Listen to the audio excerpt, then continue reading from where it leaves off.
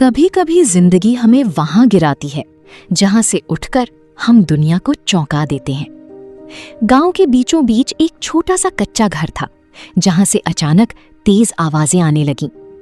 बस बहुत हो गया, अब तू इस घर में एक पल भी नहीं रहेगी। चाची की कड़क आवाज पूरे आंगन में गूंज उठी। चाची, मैंने क्या गलती की है? कांपती आवाज में राधा ने पूछा। तेरी गलती यही है कि तू इस घर में है। जब से आई है घर में अशांति ही अशांति है। राधा की आंखों में आंसू भर आए। उसके माता पिता 1 साल पहले ही एक हादसे में दुनिया छोड़ चुके थे और तब से वो अपनी चाचा चाची के सहारे जी रही थी।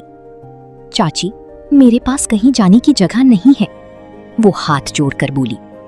तो जहां तेरे माँ बाप गए हैं तू भी वहीं चली जा। ये शब्द सुनते ही राधा का दिल जैसे टूट गया। दरवाजा जोर से बंद हुआ और उसी के साथ राधा की जिंदगी का एक अध्याय भी। राधा के हाथ में सिर्फ एक छोटा सा बैग था और दिल में हजारों सवाल। वो धीरे धीरे अपने पुराने घर की तरफ बढ़ने लगी। वही घर जहां कभी हंसी गूंजती थी। घर पहुंचकर देखा, ताला लगा हुआ था। अब मैं क्या करूं? वो जमीन पर बैठकर रोने लगी। कुछ देर बाद उसने आंसू पोंछे और पत्थर उठाकर ताला तोड़ दिया। दरवाजा खुलते ही धूल और यादों का तूफान उसके सामने था। माँ, पापा, वो फूट फूट कर रो पड़ी। अगली सुबह सूरज की किरणें उसके चेहरे पर पड़ी। राधा उठी और खुद से बोली, रोने से कुछ नहीं होगा, अब मुझे खुद के लिए जीना होगा।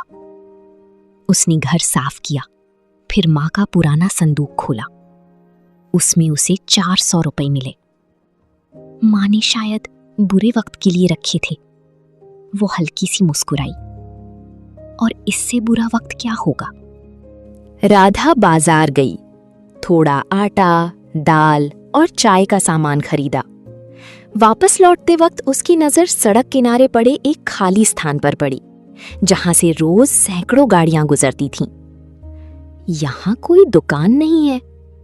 तभी उसे अपनी मां की बात याद आई। तेरे हाथों में स्वाद है बेटी। राधा के चेहरे पर आत्मविश्वास आ गया। मैं यहां खाना बनाऊंगी। अगले दिन उसने मिट्टी का चूल्हा बनाया, लकड़ियां इकट्ठी की और खाना बनाना शुरू किया। पहले दिन सिर्फ 2 ग्राहक आए। बिटिया, खाना अच्छा है, एक ट्रक ड्राइवर बोला। राधा के चेहरे पर हल्की मुस्कान आई। दिन बीतते गए, ग्राहक बढ़ते गए। एक दिन एक आदमी बोला, अगर बैठने की जगह हो जाती तो और लोग आते। राधा ने ठान लिया। वो कचरे से पुराने टायर और लकड़ी के बक्से उठाकर लाई, अपने हाथों से बैठने की जगह बनाई। हाथ छिल गए लेकिन उसने हार नहीं मानी।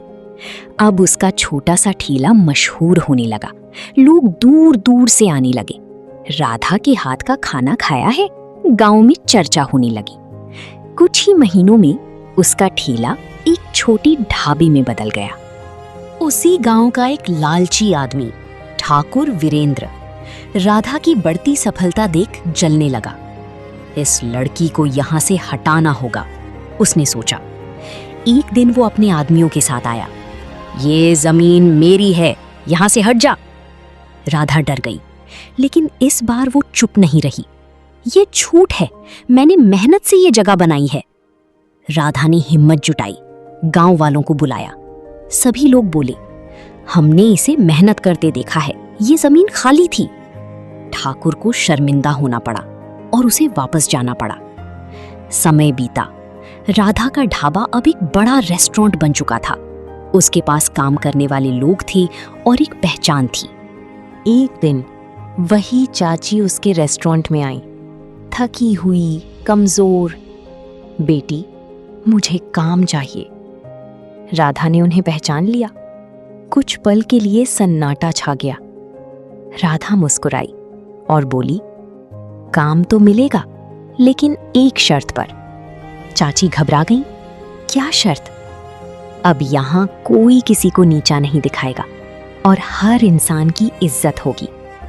चाची की आंखों में आंसू आ गए। जिसे कभी बोझ समझकर घर से निकाल दिया गया था, आज वही दूसरों का सहारा बन गई। जिंदगी आपको गिराएगी, लोग आपको तोड़ने की कोशिश करेंगे, लेकिन अगर आपने खुद पर भरोसा रखा तो एक दिन वही लोग आपको सलाम करेंगे।